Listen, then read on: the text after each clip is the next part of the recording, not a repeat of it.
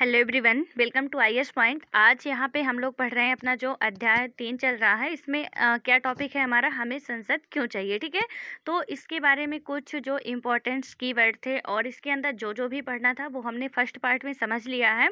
अब यहाँ पे हम बात करते हैं अपना स्टार्टिंग से कि क्या इस लेसन में समझाया गया। ठीक है, सो पहले यदि पहले टॉपिक की बात करें तो इसमें क्या है, लोगों को फैसला लेना क्यों चाहिए। यानी कि क्या है कि लोगों को, यानी हमको, आपको, सभी को, भारत में रहने वाले सभी नागरिकों को फैसला क्यों लेना चाहिए, इसका यहाँ पे हम आंसर ढूंढने की कोशिश करेंगे। जब इसको पूरा पढ़ेंगे तो उसका आंसर ऑलरेडी हमको मिल जाएगा। ठीक है, तो इसमें लिखा क्या गया है कि जैसा कि हम जानते हैं भारत 15 अगस्त 1947 को आज़ाद हुआ। ठीक है, और इस आज़ादी के लिए पूरे देश की जनता ने एक लंबा और मुश्किल संघर्ष चलाया था। तो यहाँ पे आई होप कि आप सभी को इतना तो पता ही होगा कि हमारा भारत आज़ाद कब हुआ था। ठीक है, तो ये कब आज़ाद हुआ था, 15 अगस्त 1947 को आज़ाद होता है भारत। और लगभग यदि हम बात करें तो अंग्रेजों के यानी कि 190 या 200, ठीक है, समथिंग आप 200 कह सकते हो कि 200 वर्षों की गुलामी के बाद हालांकि कई विदेशी भारत आते हैं यहाँ पे व्यापार करने के लिए, लेकिन उनमें से एक अंग्रेज थे जो यहाँ पे राजनीतिक, सामाजिक, आर्थिक सभी तरह की सत्ता स्थापित करना चाहते थे। ठीक है, तो वहाँ पे वो स्थायी निवासी यहाँ के बन के रहना चाह रहे थे। और आपको पता है पुर्तगाली भी आते हैं, यूनानी भी आते हैं, डच भी आते हैं, फ्रांसीसी भी आते हैं, लेकिन वो सब मतलब एक टाइम बाद चले जाते हैं। ठीक है, लेकिन ये जो अंग्रेज हैं वो यहाँ कुछ अलग ही तरीका अपनाने आते तो व्यापार करने हैं, लेकिन वो होता है ना कि घर में आपके कोई मेहमान आया है 2 दिन के लिए, लेकिन यदि हम उसको थोड़ा ढील दिए ना तो वो हमारा ही क्या बन जाएगा, मतलब कि उस घर का मालिक वो बन जाएगा और हमको खुद उस घर का नौकर बना देता है। तो कुछ यही कंडीशन हुई थी कि वह यहाँ आते हैं वो व्यापार करने के लिए सिर्फ, और धीरे धीरे धीरे धीरे धीरे धीरे मतलब करके इकट्ठा नहीं किए कि कुछ अलग से बिल्कुल एकाएक कर दिए थे। बस धीरे धीरे शासकों को क्या किए, उनको समझ में आने लगे कि थी देश की कमजोरी, कि यहाँ सब अलग अलग हैं। आपको पता, मुगल काल आपने पढ़ा होगा, हिस्ट्री में पढ़े होंगे आप लोग, कि वो लोग क्या करते थे कि यानी अपने हित के लिए, यानी कि एक चाचा अपने भतीजे को मार दे रहा है, भतीजा अपने चाचे को मार दे रहा है, या भाई अपने भाई को मार रहा है, बेटा अपने पिता को मार रहा है सत्ता के लिए। ठीक है, औरतें मार रही हैं, अपने बेटे को ही मार दे रही हैं, अपनी बेटियों को ही मार दे रही हैं, या कि अपने पति को ही अपने बेटे को सत्ता पे लाने के लिए मार दे रही हैं। तो कुछ जब अंग्रेजों ने ऐसा महसूस किया कि यहाँ पे तो बहुत विडंबना चल रही है, यानी ये आपस में ही लड़ भिड़ रहे हैं। और अंग्रेजों के लिए एक प्लस पॉइंट आपको पता क्या था, कि वो क्या सोचते थे कि यहाँ मतलब कई जाति धर्म के लोग रहते हैं। ठीक है, तो इसको हम लोग क्या करेंगे कि इनमें आपस में फूट डालेंगे और वो हमारे लिए आसान हो जाएगा। और आपको डलहौजी का तो पता ही होगा, फूट डालो और राज्य करो का सिद्धांत जो था, तो उन्होंने पूरी कोशिश भी की है। तभी तो 200 वर्ष बहुत होते हैं। ठीक है, हमारी ज़्यादा से ज़्यादा जीने की लिमिट कितनी होती है, अब तो 60 वर्ष ही रह गई है, पहले कुछ ज़्यादा होती थी। ठीक है, यानी कि 60 से मान लो 75 वर्ष, कोई कोई है कि हो गए। ठीक है, 90-100 तक चले जाते हैं। ठीक है, तो अब इतने में यानी 200 वर्ष हमारे कितने जन्म हो गए होंगे, एक दो जन्म तो हो ही गए होंगे। ठीक है, तो यहाँ ये राज करते हैं, ठीक है, अपने देश में, और हमारे देश में ही आके हमको ही गुलाम बनाते हैं। और यहाँ पे गलती उनकी नहीं थी, गलती हमारी थी, कमजोरी हमारी थी, और उसी का उन्होंने प्रॉफिट उठाया और हमको गुलाम बना लिया। ठीक है, यदि हम हमारे घर में आए मेहमान को अपने या अपनी कमजोरी नहीं बताएंगे अपने घर की, या ऐसा नहीं पूरा जिम्मेदारी सौंप देंगे कि तुम ही ऐसा कर लो, या कि अब आपको पता है कि सपोज आपके घर में लड़ाई चल रही है। ठीक है, और आपका कोई तीसरा आपके घर में आता है, अब आप उससे बहुत ज़्यादा मतलब बुराइयां कर रहे हो, तीसरे व्यक्ति से, किसी आपकी दो लोगों की आपस में लड़ाई चल रही है और तीसरा व्यक्ति आके उसमें आप बहुत मतलब आप अपने घर के ही बुराई बता रहे हो। अब उसको वो क्लू मिल रहा, ठीक है, मतलब आपकी कमजोरी को वो पकड़ रहा है कि कहाँ से मैं इनको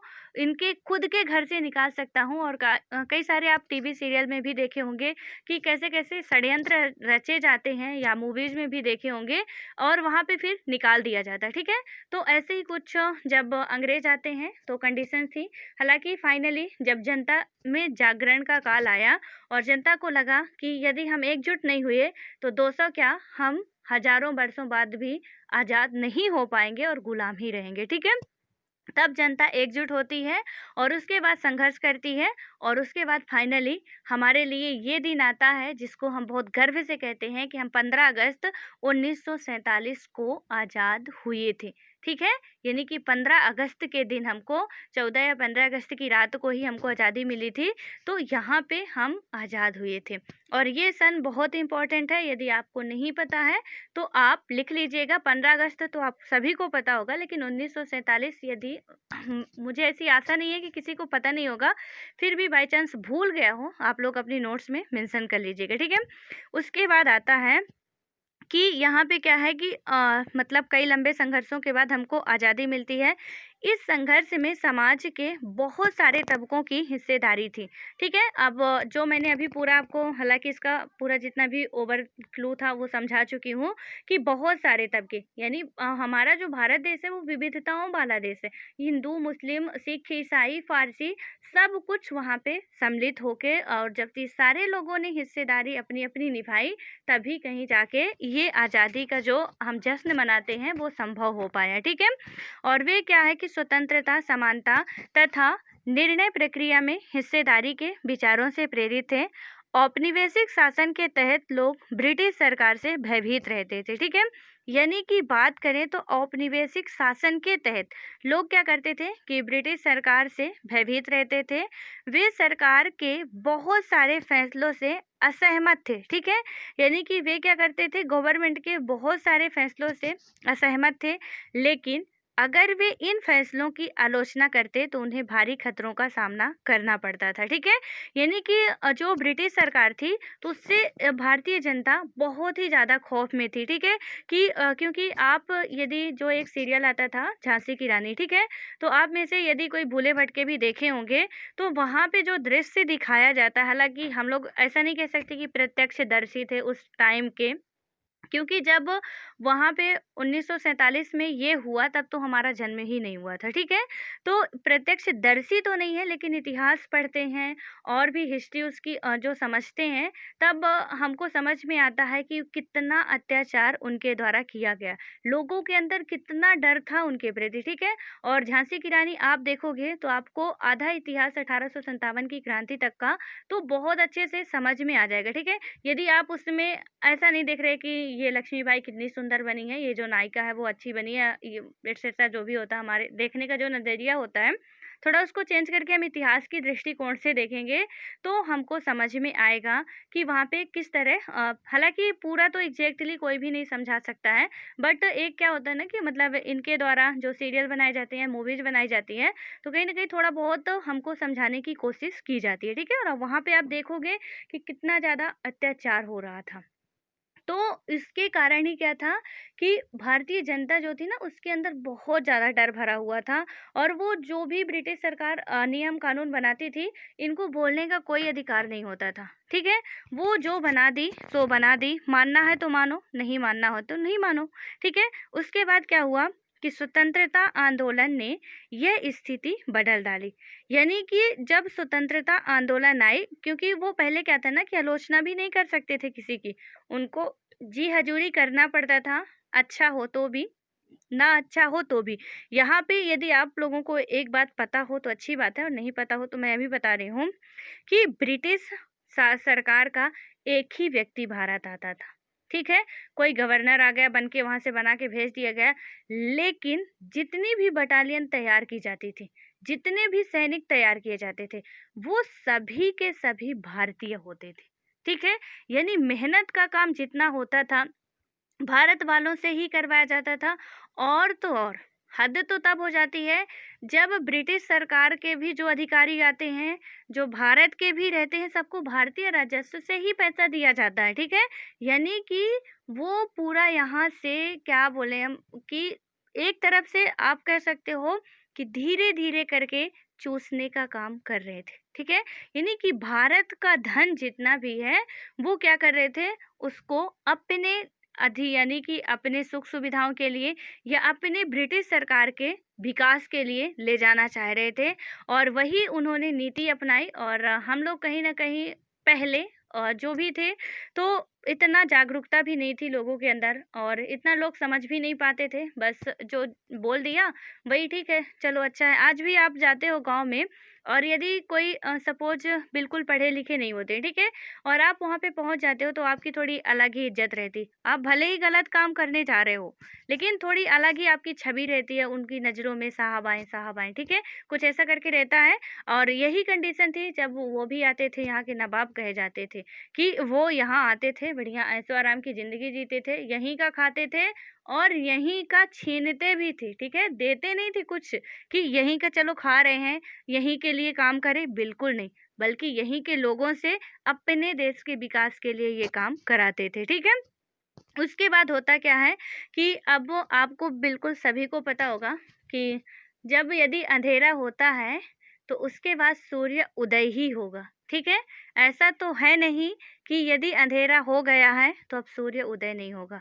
रात के बाद दिन ही आती है, चाहे कोई कितनी भी कोशिश कर ले रोकने की, लेकिन रात हुई है तो दिन आना ज़रूरी है और वो आके रहेगा, ठीक है? और वही हुआ, यानी कि हम 200 वर्षों की गुलामी तो झेलते हैं, लेकिन उसके बाद सुबह आती है हमारी, ठीक है? स्वतंत्रता आंदोलन होता है और यहाँ पे क्या होता है कि जब स्वतंत्रता आंदोलन होता है, वह पूरी स्थिति को डगमगा देता है, ठीक है? हालाँकि इतना आसान नहीं है कि बहुत आसानी से हो चुका है और जितना अभी तक हम 6 से अभी 8 क्लास में आ गए हैं, आपको काफ़ी सारी बातें समझ में भी आ गई होंगी, ठीक है? तो उसके बाद होता क्या है कि राष्ट्रवादी खुलेआम ब्रिटिश सरकार की आलोचना करने लगे। जो राष्ट्रवादी थे, अब कुछ उग्रवादी भी थे और कुछ शांत स्वभाव के भी रहते थे। तो ये दोनों ही क्या करने लगे, मतलब खुलेआम ब्रिटिश सरकार की आलोचना करने लगे और अपनी मांगे पेश करने लगते हैं, ठीक है? यानी कि उनको जो चाहिए वो अपनी मांगे क्या करने लगते हैं, ब्रिटिश सरकार के सामने रखने लगते हैं कि भाई हम ही यहाँ के लिए काम कर रहे हैं और हमको ही तुम अपने पैर की जूती बना के रखे हो, कुछ दे भी नहीं रहे हो। और तो और मतलब जो भी आते थे ना बड़े जो पद होते थे, तो वहाँ पे ब्रिटिश अधिकारी रखे जाते थे, ठीक है? ब्रिटिश के लोग रखे जाते थे और जो निम्न तबके के पद होते थे या कि निम्न वर्ग के पद होते थे, वहाँ पे ही भारतीयों को रखा जाता था। मेहनत ज़्यादा ली जाती थी, लेकिन पेमेंट तो नहीं दिया जाता था उतना ज़्यादा, ठीक है? कि जिस हिसाब से वो काम कर रहे हैं और ऊपर से प्यार से बोल के नहीं, लात और घूँसों से बात होती थी, ठीक है? उसके बाद हम यहाँ पे देखते हैं, तो जब भारतीयों ने क्या किया, आंदोलन किया, उनकी आलोचना की खुलेआम, यानी आर से पार की लड़ाई कि मर तो रहे ही हैं, अब मरना होगा तो मर ही जाएँगे, नहीं तो कुछ करके ही जाएँगे, ठीक है? और यही सिद्धांत जब लोगों के अंदर आता है तब, नहीं तो जब तक डरे रहते हैं कि अरे नहीं, वो साहब जी हैं, उनके सामने मत जाना, वो तो मार देंगे। लेकिन ठीक है भाई, मार देंगे हमको, कितनों को मारेंगे? हम इतने सारे लोग हैं, कितनों को मारेंगे वो? इतनी भी उनकी औकात नहीं है और हमारे ही देश के सैनिक उनके उसमें काम कर रहे हैं। तो वो ऐसे नहीं कर सकते, ठीक है? यदि एकजुटता, मैंने आपको एक बार और भी समझाया था, यहाँ पे आप समझिए कि यदि आपके पास 1 या 5 उँगलियाँ, ठीक है? 5 उँगलियाँ हैं, जब तक वो खुली हैं मतलब बिखरी हुई हैं। वो बिखरी हुई जब हैं, तो यहाँ पे आप कुछ भी नहीं कर सकते हो इन उँगलियों से, बिल्कुल कुछ भी नहीं कर सकते हो, ठीक है? हो सकता है कि चाँटा मार सकते हो, लेकिन जब उँगलियाँ अलग-अलग हों, यानी 1 उँगली, 2 उँगली, इ इनका सबका रास्ता अलग-अलग है, तब तो आप कुछ भी नहीं कर सकते हो, ठीक है? यानी चाँटा भी नहीं मार सकते हो, उँगली से कुछ निकाल भी नहीं सकते हो, क्योंकि वो सारी अलग-अलग रास्ते पे जा रही हैं। लेकिन जिस दिन यही हाथ की पाँचों उँगलियाँ एक मुट्ठी बन जाती हैं, उस दिन आप समझो कितनी ताकत आती है, ठीक है? किसी को आप एक घूँसा बना के मार दो ना, तो फिर उसको अपनी नानी ही याद आ जाती है। तो यहाँ पे क्या है, वही बात है कि जब तक भारतीय जनता क्या थी, डरी सहमी थी, अलग-अलग थी कि नहीं हम ऐसा करेंगे, वैसा करेंगे, तो वहाँ पे क्या हुआ, तब तक इन्होंने राज्य किया। जैसे ही उनके अंदर आया कि नहीं, हमको अब डरने की ज़रूरत नहीं है, अब खुलेआम इनका विरोध करने की ज़रूरत, ठीक है? और उनको ये भी पता चल गया कि यदि हम अलग-अलग रह के विरोध किए, तो बिल्कुल भी नामुमकिन है। ये पॉसिबल ही नहीं है कि हम इनको भारत से बाहर निकाल पाएँगे। तब उन्होंने क्या किया, एकता किया, आंदोलन किए, संगठित होकर आंदोलन किए। ऐसे भी नहीं कि मतलब एक व्यक्ति निकल पड़ा आंदोलन के लिए, तो उसको तो कोई भी मार के गिरा सकता है। लेकिन जब एकता आई, यानी जब मुट्ठी बंद हो गई, तभी लोगों ने क्या की, विजय प्राप्त की। ठीक है, उसके बाद आता है हमारे यहाँ कि क्या होता है कि 1885 में ही भारतीय राष्ट्रीय कांग्रेस ने मांग की।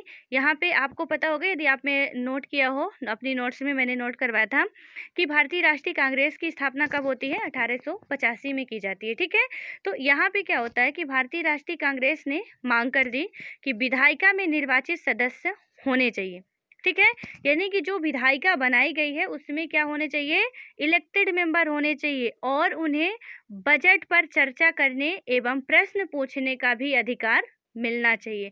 यानी कि भारतीय राष्ट्रीय कांग्रेस ने ये ब्रिटिश सरकार से मांग उठा दी कि अब बहुत हो गया, अब विधायिका में आप लोग नियम कानून बनाते हो, उसमें भारतीय जनता का भी पार्टिसिपेशन होना चाहिए।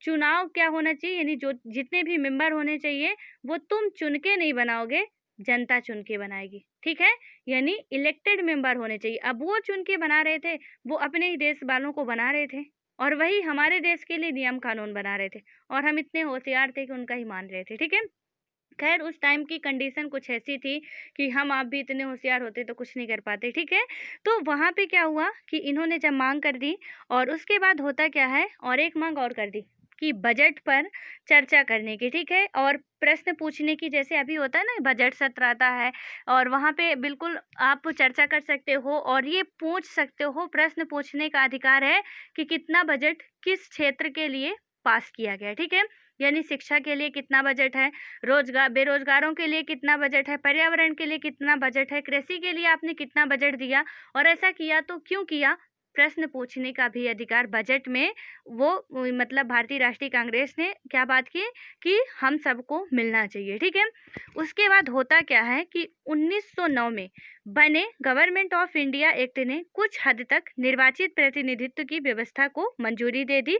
यानी कि 1909 में ये हुआ था ना, इसको आप नोट डाउन कर लेना। ठीक है, 1909 में क्या हुआ था कि भारतीय लोगों को बजट पर बहस करने की अनुमति मिल गई थी। जो 1909 का एक्ट आता है, मार्ले मिंटो अधिनियम आता है। ठीक है, तो इसमें ये भी पूछा जाता है कि मार्ले मिंटो अधिनियम कब आया था, तो ये 1909 में आता है। ठीक है, और इसमें क्या होता है कि मतलब बजट पर बहस करने की क्या हुई थी कि यानी गवर्नमेंट ऑफ इंडिया एक्ट, इस एक्ट का नाम भी लिख लेना आप, गवर्नमेंट ऑफ इंडिया एक्ट या कि मार्ले मिंटो अधिनियम। ठीक है, कुछ हद तक क्या होता है कि निर्वाचित प्रतिनिधित्व की व्यवस्था को मंजूरी दे दी जाती है। हालांकि होता क्या है कि ब्रिटिश सरकार के अंतर्गत बनाई गई ये शुरुआती विधायिकाएं राष्ट्रवादियों के बढ़ते जा रहे दबाव के कारण बन रही थी है।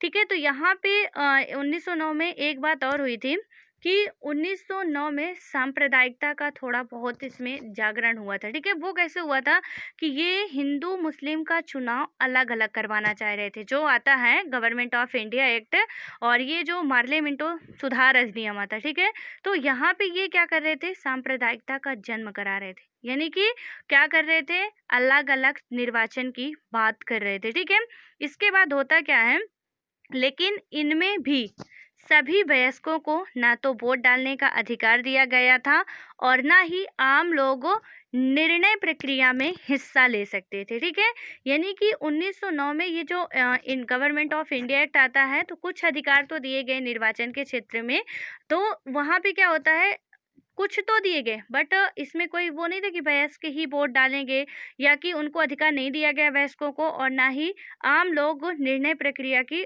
जो प्रक्रिया में हिस्सा ले सकते थे। यानी कि जो आम लोग थे वो निर्णय प्रक्रिया में हिस्सा भी नहीं ले सकते थे। ठीक है, तो खैर यहाँ पे आप बस इतना लिख सकते हो बजट के लिए नहीं, कि 1909 में जो आता है वहाँ पे क्या होता है कि निर्वाचन के लिए बात की जाती है कि ठीक है निर्वाचन के द्वारा होगा, बट वयस्कों को फिर भी क्या है, मंजूरी नहीं दी जाती है, और आम लोग निर्णय प्रक्रिया में हिस्सा भी नहीं ले सकते हैं।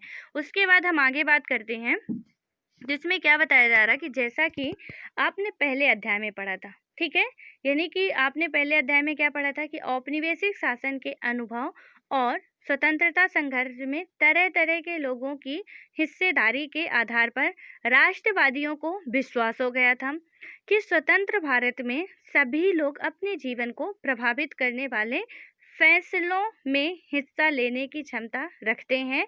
तो यहाँ पे क्या हुआ था कि जो ये औपनिवेशिक शासन में हुआ क्या था कि अनुभव और स्वतंत्रता संघर्ष में तरह तरह के लोगों की हिस्सेदारी के आधार पर राष्ट्रवादियों को विश्वास हो गया था। ठीक है, किस बात का विश्वास हो गया था यहाँ पे? कि स्वतंत्र भारत में सभी लोग अपने जीवन को प्रभावित करने वाले फैसलों में हिस्सा लेने की क्षमता रखते हैं। स्वतंत्रता मिलने पर हम एक स्वतंत्र देश के नागरिक बनने वाले हैं, मतलब बनने वाले थे। लेकिन इसका मतलब यह नहीं था कि सरकार जो चाहे कर सकती थी। ठीक है, यानी कि इसका मतलब क्या था? हम स्वतंत्र देश के नागरिक बनने वाले थे, लेकिन इसका मतलब ये भी नहीं था कि सरकार हमारी जो चाहे वो कर सकती थी। इसका मतलब क्या था? जब ये नहीं था तो फिर क्या था? तो इसका मतलब यह था कि अब सरकार को लोगों की ज़रूरतों और मांगों के प्रति संवेदनशील रहना होगा। ठीक है, यानी कि जो ब्रिटिश शासन काल में हुआ वो अब नहीं होना चाहिए कि सरकार जो नियम कानून बनाए वही बिल्कुल राम की क्या होता है, लक्ष्मण की लकीर हो जाएगी कि बस इसको कोई टाल नहीं सकता है। मानना हो तो मानो आप लोग, नहीं तो सब जाओ तेल लेने। ठीक है, तो ऐसा सरकार नहीं कर सकती थी। सरकार को क्या हुआ? स्वतंत्र भारत की सरकार को ये ध्यान रखने की ज़रूरत थी कि किसी भी व्यक्ति की ज़रूरतों को और उसकी मांगों के प्रति क्या होना चाहिए? संवेदनशील होना चाहिए। ठीक है, उसके बाद आता है कि स्वतंत्रता संघर्ष के सपनों और आकांक्षाओं ने स्वतंत्र भारत के संविधान में ठोस रूप ग्रहण किया। यानी जो स्वतंत्रता संघर्ष के सपने थे और आकांक्षाएं थे, ठीक है, बहुत सारी इच्छाएं होती हैं आदमियों के, तो क्या हुआ कि स्वतंत्र भारत के संविधान में ठोस रूप ग्रहण किया। इस संविधान ने सार्वभौमिक वयस्क मताधिकार के सिद्धांत को अपनाया। ठीक है, अब इसका मतलब क्या होता है? या आपको याद आ रहा होगा कि आपने लिखा था सार्वभौमिक वयस्क मताधिकार, मतलब कि सभी व्यक्तियों को, भारत में रहने वाले प्रत्येक नागरिक जिसकी 18 वर्ष उम्र हो चुकी है, वो वोट डालने का अधिकारी होगा। ठीक है, सार्वभौमिक वयस्क मताधिकार का मतलब ही यही होता है कि वयस्क नागरिक, यहाँ पे वयस्क सीधे तौर पे लिखा हुआ है। तो जो व्यक्ति यानी भारत का नागरिक हो और 18 वर्ष की उम्र पूर्ण कर चुका हो, ठीक है, यानी पूर्ण कर चुका हो, उसे ही हम भारत का नागरिक कहते हैं और वही वयस्क कहलाता है। जो 18 वर्ष की उम्र अपनी पूर्ण कर चुका होता है और उसे ही क्या किया गया कि संविधान में अपनाया गया कि वो वोट डाल सकता है, यानी मतदान दे सकता है। ठीक है, सार्वभौमिक वयस्क मताधिकार का मतलब यह है कि देश के सभी वयस्क नागरिकों को वोट देने का अधिकार है। ठीक है, वयस्क नागरिक का मतलब जो 18 वर्ष की उम्र पूर्ण कर चुका हो। ये जो उम्र है, इसमें कभी कभी क्वेश्चन ऐसे भी पूछ लेता है कि इसमें कितनी उम्र ली गई है। तो आपको याद रखना चाहिए कि जो यही कोष्टक में आप लिख लीजिएगा जहाँ पे वयस्क नागरिक लिखा हो तो 18 वर्ष पूर्ण। ठीक है, तो ऐसे भी लिख लेंगे तो आपको याद रहेगा। उसके बाद हम आते हैं आगे, यहाँ पे बात करें यदि तो लोगों और उन मतलब कि लोगों और उनके प्रतिनिधि, इसके बारे में हम लोग नेक्स्ट वीडियो में बात करेंगे। थोड़ा सा इसमें बात करते हैं, यहाँ पे लिखा हुआ क्या है, इसमें क्या बातें लिखी गई हैं कि ये जो चित्र दिखाया गया, ठीक है, ऊपर है यहाँ पे, इसमें है कि एक मतदाता इलेक्ट्रॉनिक वोटिंग मशीन यानी कि ईवीएम के इस्तेमाल की विधि पढ़ रहा है। तो यहाँ पे पहले डायग्राम देख ही लेते हैं। ये जो मतदाता है ये बैठा है, ठीक है, तो ये बस यहाँ क्या कर रहे हैं, थोड़ा सा वो जो मशीन होती है ना वोट डालने वाली ईवीएम, उसके बारे में ये पढ़ रहे हैं यहाँ पे। ठीक है, कि किसमें बटन दबाना, कैसे बटन दबाना, क्या क्या इसकी प्रोसेस है, वो सारी बातें ये यहाँ पे पढ़ रहे हैं। उसी के बारे में इसमें बताया गया है कि ईवीएम के इस्तेमाल की विधि वो पढ़ रहे हैं। और 2004 में, इसको नोट करना है, ठीक है, 2004 के आम चुनावों में पहली बार पूरे देश में ईवीएम का इस्तेमाल किया गया था। ठीक है, यानी कि इलेक्ट्रॉनिक वोटिंग मशीन, ईवीएम का फुल फॉर्म जो होता है वो होता है इलेक्ट्रॉनिक वोटिंग मशीन होता है, इसको लिख लेना है। कब हुआ था ये? 2004 के आम चुनावों में पहली बार हुआ था और पूरे कोई एक राज्य में नहीं, पूरे देश में ईवीएम का इस्तेमाल किया गया था। इस चुनाव में ईवीएम के इस्तेमाल से लगभग 1,50,000 पेड़ों की रक्षा हुई, क्योंकि मत पत्रों की छपाई के लिए इन पेड़ों को मतलब कि काट कर 8,000 टन कागज बनाना पड़ता था। यानी कि ईबीएम के आने से प्रॉफिट भी क्या हुई, यदि कभी कोई पूछ भी लेता है कि आखिर आपको पता है कि पहले वो बैलेट पेपर चलते थे, ठीक है, वोटिंग होती थी जब, तो वहाँ पे अभी भी जब यदि हम बात करें तो मतलब राष्ट्रपति या उपराष्ट्रपति का जो चुनाव होता है वो ऐसे ही बैलेट पेपर के माध्यम से होता है, ठीक है। तो वहाँ पे होता क्या था, पहले जब चुनाव होते थे तो उनमें वो एक पर्ची रहती थी, उसी पे आपको जिसका भी जो ठप्पा लगाना पड़ता था और उसके बाद आप एक बॉक्स रहता था उसमें डालना पड़ता था, ठीक है।